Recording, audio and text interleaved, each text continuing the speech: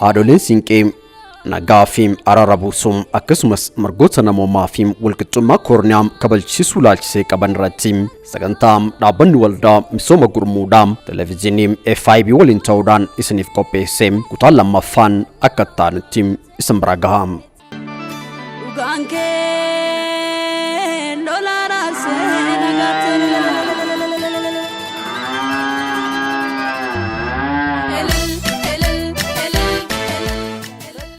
Siinqeen tafalaati tawaan wal dhabe araarsituu ta araaraati ta yoo roobee jedhe laga baatee waaqa kadhatti ililfattee takka yoo baatee jette ililchitee yoo ililfattee yoo jette wal jala ililchitee malkaa gogetti waaqa gogetti baatee yoo jette malkaa buutee irreessa ofii fudhattee irreessa qabattee irreessa saniin malkaa gatteettee yoo ateetee baafattee jette oduun roobne hin galtu hin bultii hin falatti hin rooba ateetee roobee lolaasee burqaa dayyaasee saayyaan obaasee jedha akkasitti galti gizee lolaallee akkuma san ta nageenyaati lolli hin qabbanaayaa hin lolamtu gizee dubartiin fakkeenyaaf amma akka naannoo keenyaatitti dubartiin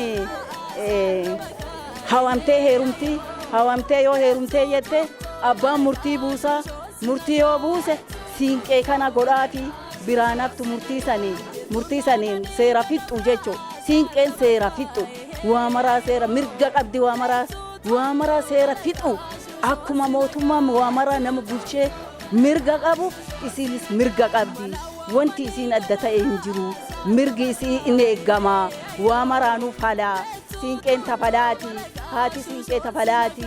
Siinqeen tafalaati dubartiin haati siinqee naga labsiti hin kijibsiiftu hin hattu hin achisiiftu dhugaa dubbatti haqa dubbatti haqaan beekamti maaliif namni kamuu aadaa qaba sabni kamuu aadaa qaba aadaa isaatiin beekama Oromoo keessatti ammoo aadaan isii aadaa guddaadha kabaja guddaa qabdi midhaaginna ammoo eenyummaa sabummaa keenyaallee nu ibsiti kanaaf gahee guddaa qabdi nagaa keessattuu naga buusuu irratti haadha siinqee wanni jedhamu waa malee miti namni marti hin qabatu durbi hin qabattu gaafa heerumtee mana abbaa manaa seentee haadha siinqee jedhamti dubartii hundatu qabata gaafa heerumte jechuudha akka aadaa keenyaatti sirkoo mandoo keessatti dubartiin heerumte maratu qabata. Maalitti hojjetamaa maal godhaa kan jedhamu immoo nuti amma siinqee kana qabannee ijoollee seeraan ala ijoollee horatanii gatan hin fuunaa akka magaalaa Buraayyuutitti hin beektu ta'a tarii wallaaltanis hin fuunaa hin guddifnaa ittiin kadhannaa hin argannaa Oromoon hankufe kaasaa kan du'e hin awwaalaa kan jiru hin gargaaraa aadaa keenya aadaa saba Oromooti hin hammataa hin guddisaa ijoollee isaatiin gargar hin baasuu ofirraa kuteeti dallaan keessi kan ijoollee isaa hoo ta'e dallaan alatti kutee ijaaree asitti kunoo boqodhuu jedha guddise ammaan tan ammoo sila inni dhabamee aadaan dhokatee aadaan keenya kufeefu immoo namni amantaa biraa jedha malee amantaa biraa of keessaa qabu tokkollee siyaasaan alaa amantaa biraatiin alaa aadaa fi duudhaadhaa sirriitti nu beekamu nuti hin ganne ammas akka magaalaa Buraayyuutitti dubartiiniif abbaa manaa waan lolan akka isaan mana murtii dhaqanii baasiin taane bin saaxilan akka maatiin ittiin noofne ittiin araarsaa jirra. Namni walitti bu'ee ollaaf ollaan fakkeenyaaf amma buruqsee ilkaan cabsee hoo ta'e siiqee keenya qabannee abbootii gadaa qabannee jaarsolii biyyaa qabannee seera caffee tumaa ganamaa kan jedhamutu jira seerri dammi keessan buune kan namni sobaa walitti ragaan baane hambaasii kaffaltiin tokko ittiin dhufne baanee araarsaa jira. Ililililil jennee lola sana jidduu buufne lolli sun hin dhaabbata. Walitti yoo namni bu'iisa namaa sana kanaan araara buuna.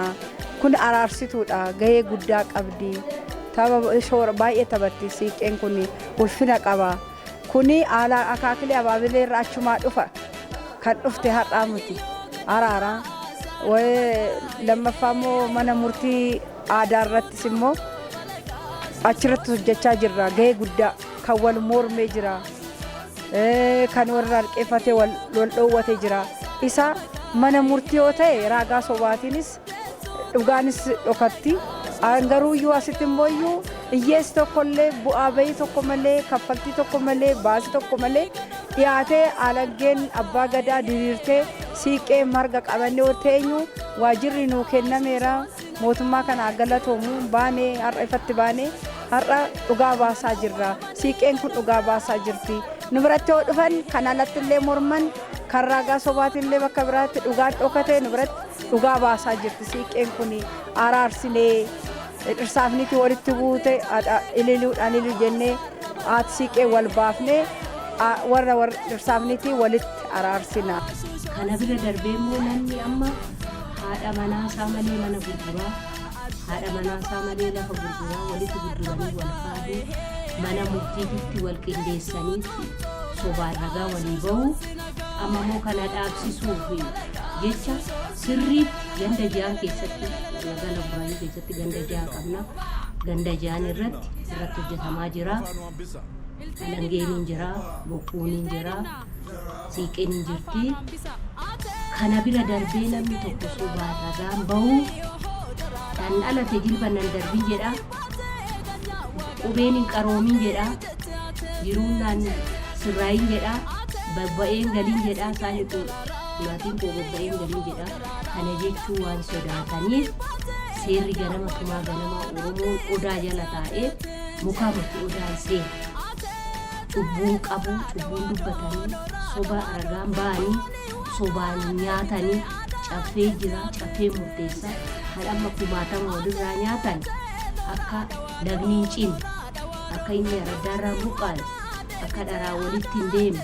Oromoon dharan barbaadu, cubbuun itti fidiin dhala keenyaaf hin tolle, sa'a keenyaaf hin tolle, sanyii keenyaaf hin tolle, akka kan facaafanni mara, akka kan dubbanni dhugaa ta'u, akka bakka deemnutti ulfina argan, akka ulfaataa ta'an dhugaa walitti deebi'anii jedhee akkasitti araarsa Oromoo.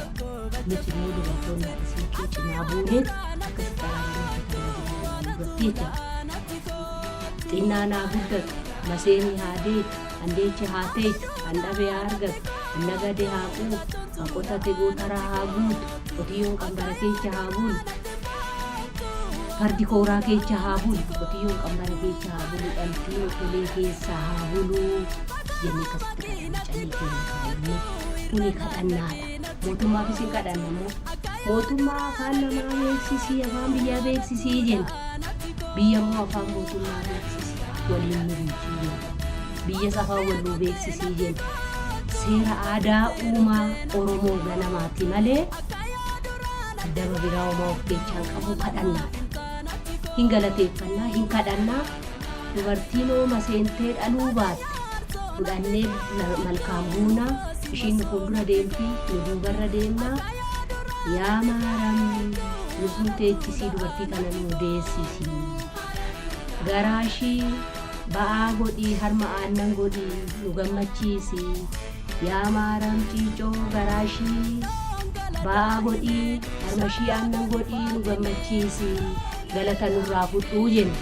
Gaafa sanitti facaafnaa jenna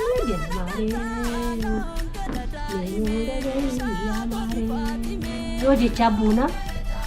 Warri dhiiras hin baasaa, dubartoonni immoo jechaa deemnaa. Dubartii sanitti facaafnaa, nusi facaafannaa argitanii. Facaafannaan suni facaafannaan seera Oromoo. Bishaan san taliila nuu godhu, nu taliilu, guyyaa nagaa nuu godhu, sa'a nagaa nuu godhu, namaa nagaa nuu godhu, biyya nagaa nuu godhu, mootummaa nurra bulchi, mootummaa jalatti nu bulchi, afaan walii nu beeksisi, harroofa keessa deemu nu baafte, awwaara bonaa keessa deemu nu baase, nagaa kee nuu godhi jennee akkasitti waaqa kadhannee galateeffannee gallaa.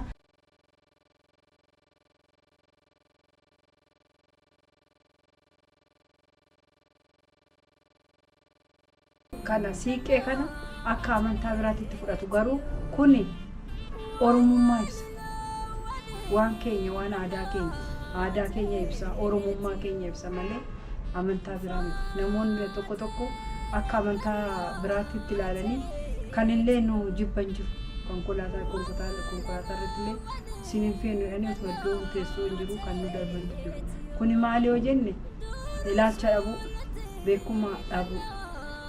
Kuni namni keenya eenyumtu kuni waan biraa osoo hin taane siiqee araaraa ta'uu, aadaa Oromoo, uumama Oromoo ta'uu kana nu beekee hunduu kana baratee akka walii araara walii buusu, akka nagaa walii buusu, akka wal jaalatu ta'uu qaba. Araarsituu ta'uu beekuu qaba hundi kana ibsa. Bakka godina kanatti amma waan nu mudate kana rakkina guddaan nurra jira. Godina karaa Tuulamaa kanatti karaa Galaan kanatti rakkina guddaan nurra ga'ee Oromuffaa keenya wallaallee dachii teenya wallaallee dachii teenya wal dhaabbachuu irra sodaanneeti amma nageenye. Amma immoo erga misoomsinee manni aadaa kun nu dhaabbachuun nuuf tokkotti dhibee taate tokkotti immoo jiruu taate. Nu amma mana aadaa teenyee hin qaalofnu laalla. Haati Sinqee maal jette? Abbaan Gadaa maal jedhe? Waan kana jalan baan, waan kana jalan deem. Meeshaa kakuu keenya hunda guuttannee sanbira odoon darbin amma kun kara oggaaf deemna akka gaarii irratti hojjechuutti jirra. Adda immoo aadaan kun akka kaleetitti jira hin laafeemo maali ka jedhamuuf aadaa kennaa miti nu'uu hucuucamnee turre. Nu'uu akka bakka dhoogganitti turre. Adda immoo galanni rabbiin haa ga'u. Hayyoonni barattee bakka guddaa geettee aadaa seenaan Oromoo maali? Kaleessa eessa jirti? Adda eessa jirti? Baduu hin qabdu, hafuu hin qabdu.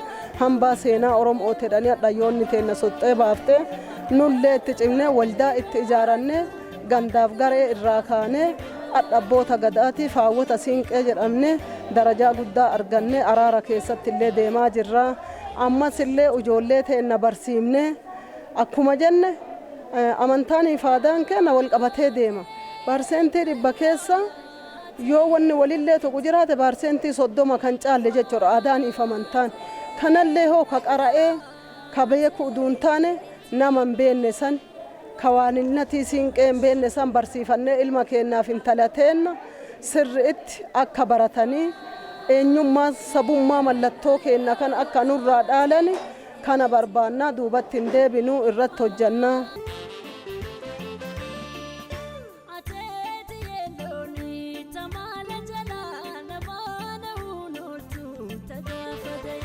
Bakka haa qabaattu ammas miidiyaa kanarratti kan jedhu himadhee biiroon nu haa kennamu bakki itti teenyu nu haa kennamu gizee hunda hoteela irra hin deemtu haati Siinqee hoteela irra hin deemtu hoteela irra hin nyaattu ulfinaan bakka ulfinaa nu haa godhamu ulfina haa argannu ulfina argachuu baannaan ammas teenyaa bakki sun bakkuma taati ulfina nu kenna ulfinni nu haa kennamu aadaaf turizimiin gadi nu laaffisus ol nu haa laalu. Kan aadaa turizimiinis mangistiin labsiitti kennee ummata kana gargaarsuus irra jira. Ummata kana laaluu qaba. Ummata kana sagalee ta'a jechuun waa'ee isaatii boqonnaa isaatii hojii isaatii. Amma immoo nummoo guddaatti kan ibsee nu mul'isu ummata kana. Ummata walitti nu qabe kana afuraffaa keenya sadaffaa keenya nu wanna meeqa nu godhanii gargaarsa guddaa nu gochuutti danii gargaarsa isaanii kana. Guddaatti galateeffamna ijoollee teenyas isinis nu jiraadha ijoolleen miidiyaatti sagalee nu ta'a wanna nu dogongorretti nu dabala nu tottolcha nu dhiyeecha addunyaan nu beektee jirti amma haadha Siinqee addunyaa alamarratti beekamnee jirra alamarratti nu laalani haati Siinqee akkana addunyaa kanarratti hojjetti jedha giin hojiin keenya bakka addunyaa irratti beekamne san hin jiru gadiitti ol qaqqabuu fi ol nu buusuu kanas amma immoo ummanni keenya immoo hoteela kana odoon ta'in galma haadha Siinqee jedhe ilmaallan teenya kan akka keessanii kana taarikii kan ta'e haati teenya duraas hojjetti haati teenya Siinqee asitti dhiise haati teenya qoree asitti galchiteettanii akka laaltan barbaadna. Ergaan dabarfadhu ol darbannaa mana aadaa keessatti akka haadha Siinqeetitti akka aanaa Kofaleetitti anatu jira.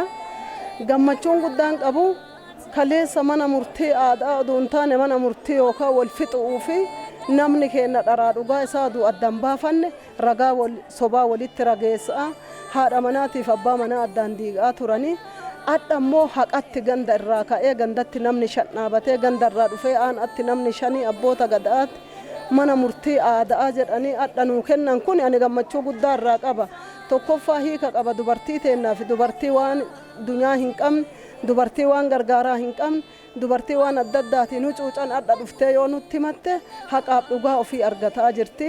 Nullee warra dhugaa isaanii sallaalee uduu gar nam tokko birrii takka fudhannee uduun gorre dhugaa irratti haqa isaan qaban irratti dubartii teenna gargaaruuf qotee bulaa keenya kadhama'ee rakkatu san illee jijjiirama akka inni fide birrii inni qara gubboo nyaachisa nama biraatii kennu san mana ofiitiif oolfatee finna ofiitii shanisii bitee dawa ofiitiin akka dalagatu dhaamsa guddaa an asirratti akka beekanii mana murtii mootummaan aadaa jedhee dhaabe kana aadaa teennaaf safuu teenna duudhaa keenyatti yoo deebine ummanni keenya hin jijjiirama qabeenyi isaallee hin guddata mootummaa wanni jibbisiisu waa fuudhaa kana namni ammoo haqa ofii birriin bitataa ture yoo dhugaa ofii argate mootummaallee jaalataa deema amantummaan keenyallee walitti dhufaa deema wal amananii yoo dabdillee jiraatte rakkoo adda addaa jiraatee kalee dunyaan bitan taate adda dhugaan abbaan gadaa siinqee ofiitii naati gadaa qabattee abbaan gadaa bokkuu ofii qabatee halangee ofii yoo qabatee dhugaa dubbata malee soban dubbatu kana irratti cimnee hojjannee fuulduraaf Oromoon Oromummaa ofiititti deebitee mallattoo eenyummaa isaa san kakalee beekamtu deebitee aadaa seenaa ofiitiin akka bultu hawwaa dhaamsi an qabu kana. Haati siinqee amma yeroo bicaan yeroo bi haga dabare waan kadhattu isi qabattee baatee kadhatti. Yoo gogee raatee irroobu yoo caamee raatee irroobu yeroo bi haga dabaree illee raatee hin qaqadhata. Kanaan wal qabatee ani haaluma kanaan leenjiin yeroo tokko tokko adoo kennameefi ergaan dabarsuu barbaadu dubartoota gadi bu'ame amma bifa kanaan warri dhaabbata gurmuu kenneera waajirri aadaa turizimiin Oromiyaalle adoo waan kanarra xiyyeeffannaa kennee siiqoo callaa adoon ta'e wanni aadaa wanni nu qabnu baay'ee waan ta'eef akka Oromoo hundinuu waa aadaa irratti hojjannee ganaa adoo hojjanne isa jedhu isaa ergaa dabarsuu fedha galatoomaa ulfaadha. Haa ta'u malee amma komiin guddaan qabnu hawwata siinqee tana guyyama ergannoo adda addaatiif guyyama mootummaa yookaan qaamni mootummaa yoo aanaa dhufu yoo godinaa dhufu hawwata siinqee waliin nuu qabaanu waama simannaa haa gootu akka jedhamutti laallamaa jirra waan ta'eef kanaaf baajatan qabnu namnillee haga guyyaa gaafasii nu waamee sirna ofii fixannaan eessa buute eessa duute namni nuun jedhu jiru baay'ee bakka kanatti komii qabna baajata addaa hin qabnu galmi keenya immoo abboonni gadaa galma qaban bakka itti walgaan qaban saddeeta qaban yaa'a qaban nu ammoo yaa'a akkasiisan hin qabnu amma akka waldaatitti ijaaramnee jirra meeshaa aadaa akka argitan kan ofii hojjetaa jirra fakkeenyaaf badee ture hadha nurraa ilaalanii kun ammoo ka hammayyaatii miti ka aadaati maalirraa hojjetama gogaa loonii irraa murame ofii hojjedhe namni biraa namni naa hojjetu hin jiru kana nutu hojjeta forora callee adda jalee jenna kun ammoo yookaan midhoo jenna kana kaafuraa jenna kun ammoo xinqishee boora jenna diimtuu jenna gurraattii jenna hadha ammoo nurraa ilaalanii wanni itti gammachuu qabnu hammayyaanillee hojjetaa jira nu ammoo bonkoo aadaa qabna kaloowwan irraa hojjetamu goonnee uffannaa arguu dandeettanii hin qabna waldeenni xiyya nama maratu qaba kanurratti dhaabatee hafu duuntaan biyyi martu Oromoon Oromummaa ofii beekee aadaa safuu ofiititti deebi'ee ka hammayyaa dhiisee aadaa ofiititti yoo deebi'e nageenyi hin bu'aa. Amma dhiibbaa irra gahaa jiru akka naannoo teennaatti manneen amantaa tokko tokko waa aadaa kana waa hin beennee fi hafuutii baasaa manaa jedhanii warri dubartoota baasisan illee jiran garuu nuti amma hin qabanna itti fayyadan akka kennaa jechuudha. Bakka kennaniif akka godina kennaatti uffata aadaatu yoo uffattee raatte waltajjii sayyoo dhadhe dura tee'ii maafi kabaja qaba waan ta'eef isiillee kabaja qabdi dhiibbaa irra gahaa jiru amma kana tokko maali isa dur sirna dhiibbaa duriitiin dagatame san nami kaasuuf carraaqqii godha hin jiru carraaqqii godhee addeetti hafee kaasuu qaba dhiibbaa irra gahaa jiru tokkoffaan nami addee dur dagatee lakkiseera waan ta'eef amma tuttuqa reef as gulo ka'uuf ta'a akkuma saniin adoo kaasanii dhaamsi an dabarsuu barbaadu haadholiin amma ittiin fayyadannee jirti haadholiin qabattee jiladhannee jirti haadholiin qabattee haadha siinqee walii hin baane jirti tamaalummaas ituun been amma yenna leenji kanarratti yenna fudhannu leenji nu biratti hin jiruuyyuu warri jedhullee hin jira warri godina tokko nu bira hin beekanu hin jiruuyyuu godina tokko tuyyuu sunu beekamuu qaba dur dhiibbaa sirna durii saniin dagatame malee aadaan waan hundaanuu haa hafee mootii aadaan nu waliin dhalate nu waliin ba'e waan jedhu isaa ergaa dabarsuu fedha.